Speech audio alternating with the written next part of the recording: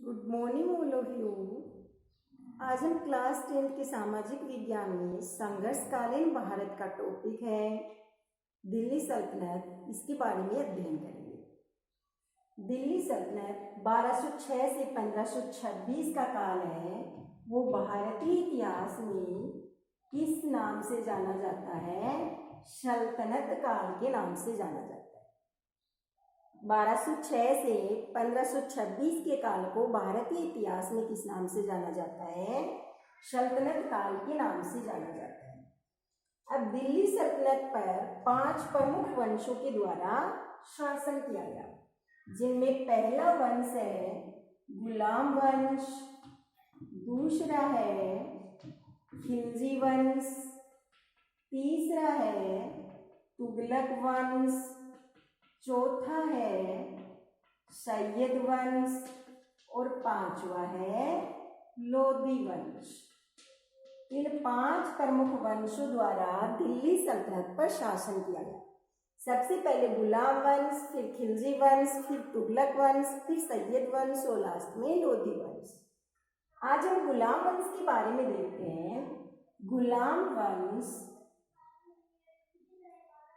वंश में सबसे पहले कुतुबुद्दीन ऐबक। कुतुबुद्दीन ऐबक कौन थे? ये तुर्किस्तान के निवासी थे, मोहम्मद गोरी के दास थे।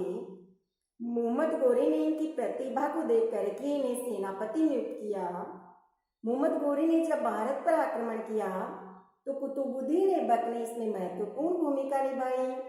मोहम्मद गोरी वापस गजनी लौट आए तो कुतुबुद्दीन ऐबक ने भारत स्थित मेरठ, ग्वालियर, रणथंबोर, कालिंजर, कन्नौज आदि पर अपना अधिकार किया और तुर्की साम्राज्य का विस्तार किया। मोहम्मद गोरी की मृत्यु के बाद 1206 में कुतुबुद्दीन ऐबक ने अपने आप को स्वतंत्र शासक घोषित कर दिया।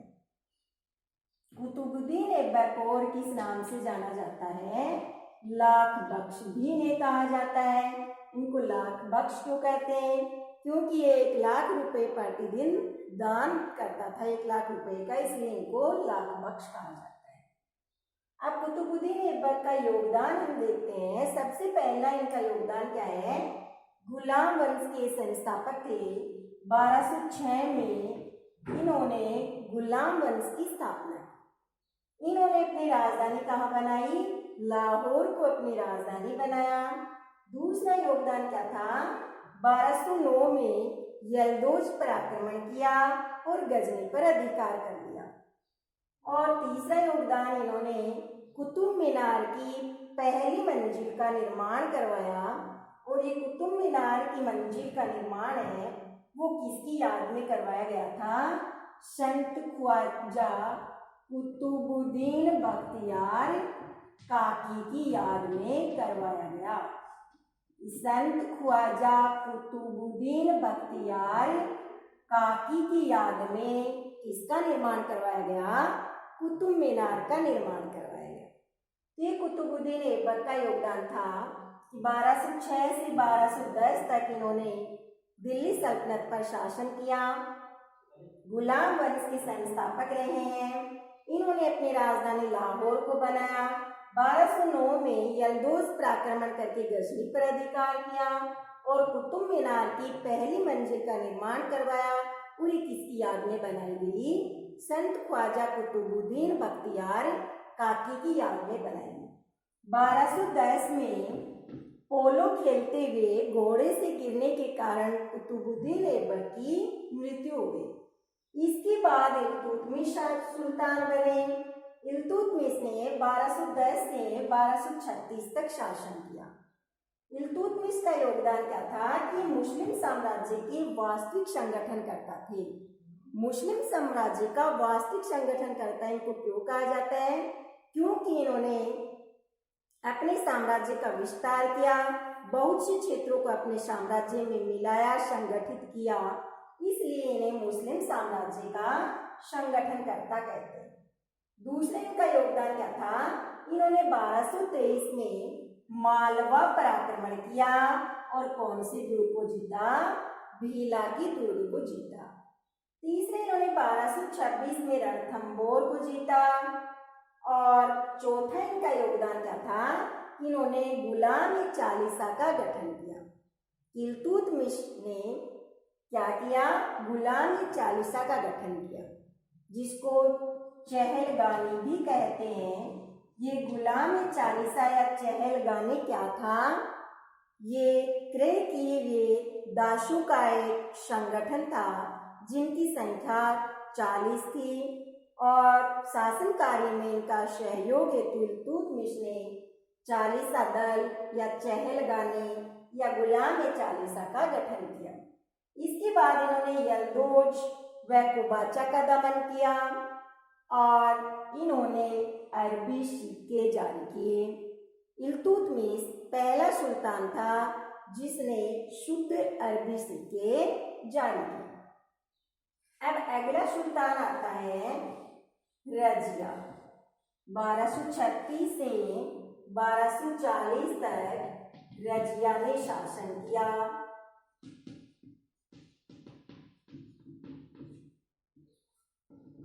देखिए रजिया का क्या योगदान है? ये प्रथम महिला सुल्तान थी। दिल्ली सल्तनत की प्रथम महिला सुल्तान कौन बनी? रजिया।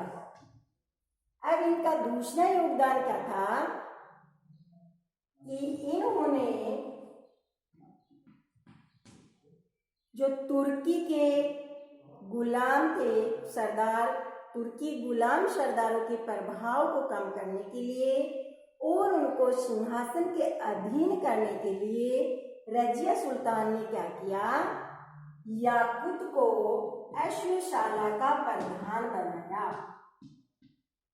याकुत को अश्वशाला का प्रधान क्यों बनाया गया? अश्वशाला के प्रधान को क्या कहते हैं? अमीर अखूर कहते हैं। और याकुत को क्यों बनाया?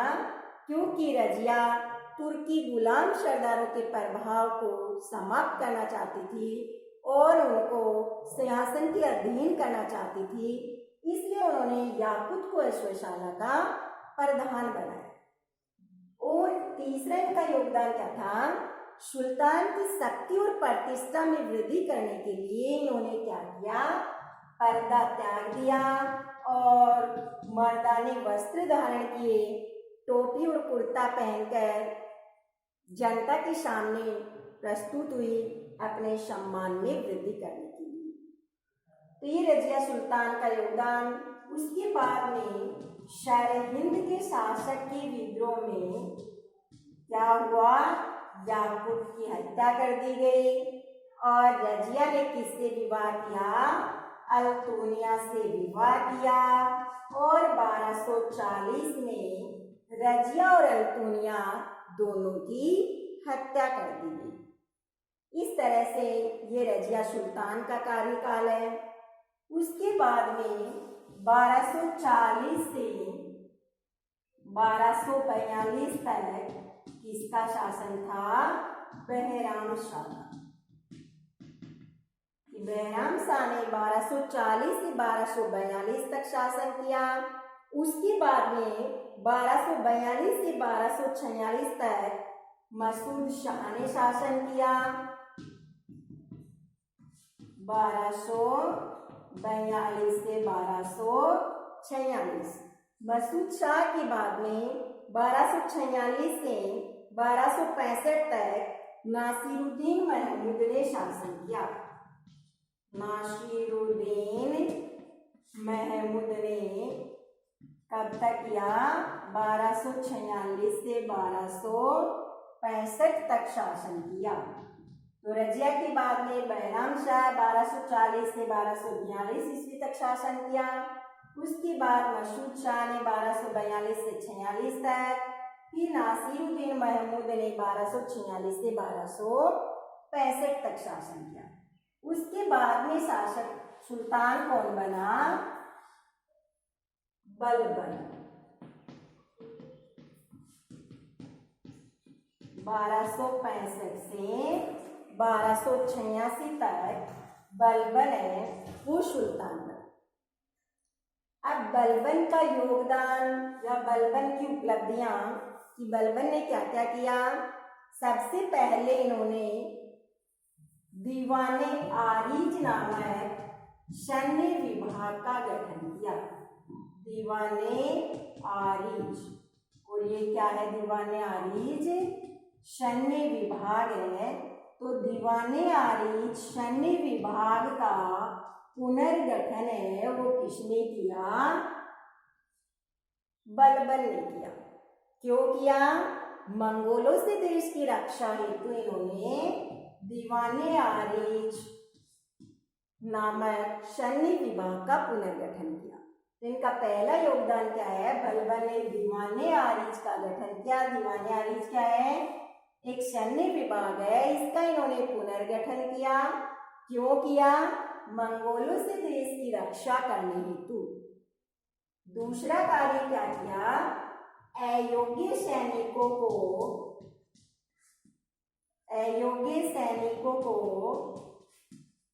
पेंशन देकर पदमुक्त किया। कि अयोग्य सैनिकों को पेंशन दे दी गई और उनको पदमुक्त कर दिया गया। तीसरा योगदान इनका क्या है? इन्होंने एक उत्तम गुप्तचर विभाग का भी गठन किया। चौथा इनका योगदान क्या था? इन्होंने हिंदू मुस्लिम विद्रोह का दमन किया। और पांचवा इनका योगदान क्या है? इन्होंने सीजदा व पाबोश प्रथा का प्रचलन किया। सीजदा और पाबोश प्रथा कि बलबन ने अपने दरबार में सीजदा और पाबोश प्रथा का प्रचलन किया। सीजदा और पाबोश प्रथा क्या है? कि सुल्तान के सम्मुख झुककर उनके पैरों को चूमना सीजदा व पाबोश प्रथा कहलाता है। तो बलबन ने अपने दरबार में सीजदा व पाबोश प्रथा का प्रचलन किया। छठा इनका योगदान क्या है? इन्होंने शत्रुओं के प्रति कौन सी नीति अपनाई?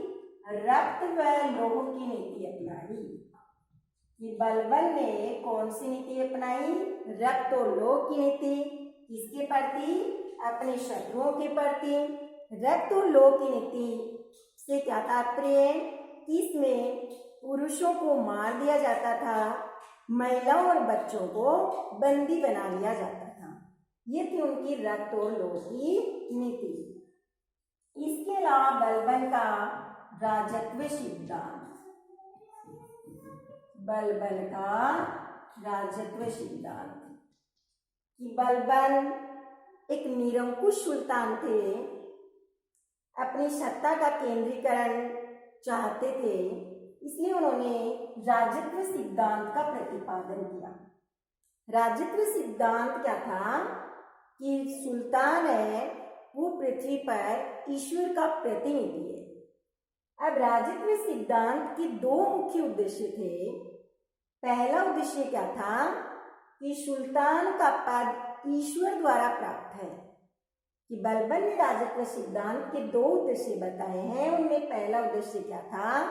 कि सुल्तान का पद है वो ईश्वर द्वारा प्रदत्त है। और दूसरा उद्देश्य क्या था?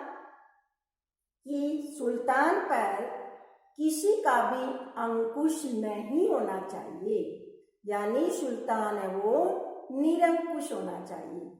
ये दो मुख्य उद्देश्य थे बलबन के राजत्व सिद्धांत के। और बलबन का योगदान क्या था? आठवां कि बलबन ने 40सा दल जो है उसकी समाप्ति की। 40सा दल का दमन है वो भी किसने किया? बलबन ने किया। क्योंकि बलबन एक निरंकुश सुल्तान था, किसी का हस्तक्षेप बर्दाश्त नहीं करता था, इसलिए उन्होंने 40सा दल का गठन जो इल्तुतमिश ने किया था शासन संबंधी कार्यों में सहायता हेतु। तो बलबन निरंकुश सुल्तान होने के नाते इन्होंने 40सा दल या चहलगामी का दमन किया। ये हुए गुलाम वंश के प्रमुख शासक। धन्यवाद।